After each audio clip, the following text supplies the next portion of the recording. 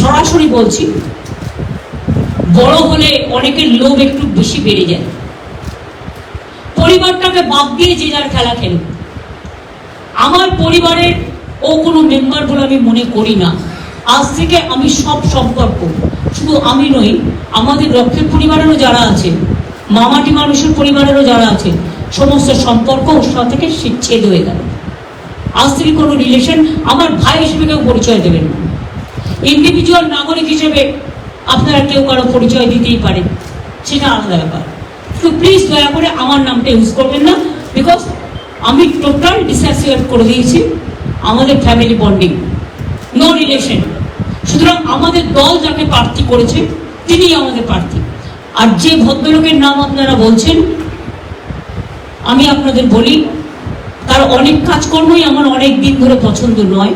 তার কারণ আমি অন্যায় কখনো সহ্য করি না, কিন্তু সবাই তো আর বাইরে সবটা বলতে পারে না। অনেক সময় বুক ফাটে তো মুখ ফাটে না। সুতরাং এই নিয়ে আমার তর্ক বিতর্কের ব্যাপার নেই। আমাদের দলীয় প্রার্থী প্রসূন ব্যানার্জি, যে যেখানে ইচ্ছে যেতে পারে। কিছু লোক নির্বাচনে আসলেই কাউন্সিলরও দাঁড়াতে হবে, এমএলএতেও দাঁড়াতে হবে, আর এমপিতেও দাঁড়াতে হবে।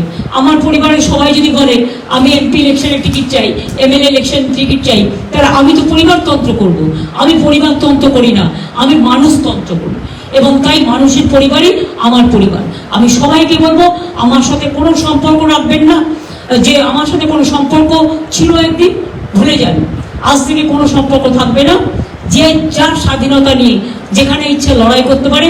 আমি এত লোভী লোকেদের পছন্দ করি না। শুধু আজকে নয়, প্রত্যেকটা ইলেকশনই আমাকে অনেক অশান্তি করেছে। শুধু আজকে নয়, প্রত্যেকটা ইলেকশনই আমাকে অনেক অশান্তি করেছে। অথচ নিজেদের ছোটবেলাটা ভুলে গেছে। আমার বলা উচিত নয়, আমি অভিষেককে বলছিলাম যে বাবা যখন মারা গেছে ওর বয়স ছিল 2.5 বছর। আমি 45 টাকা পেতাম, দুধের ডিপোয় কাজ করে মানুষ করেছি। কিন্তু তখন থেকে আমি রাজনীতিটা করতাম বলে ওকে মানুষ করতে পারিনি। হয়তো অনেককে, সবাইকে মানুষ করতে পেরেছি। আমাদের পরিবার খুব বড় পরিবার, এটা মানুষের পরিবার। কাজে এটা নিয়ে আমাকে আর আপনারা খোঁচাবেন না। আমার যা বলার আমি বলে দিয়েছি। শুধু আজকে নয়, প্রত্যেকটা ইলেকশনই আমাকে অনেক অশান্তি করেছে। শুধু আজকে নয়, প্রত্যেকটা ইলেকশনই আমাকে অনেক অশান্তি করেছে।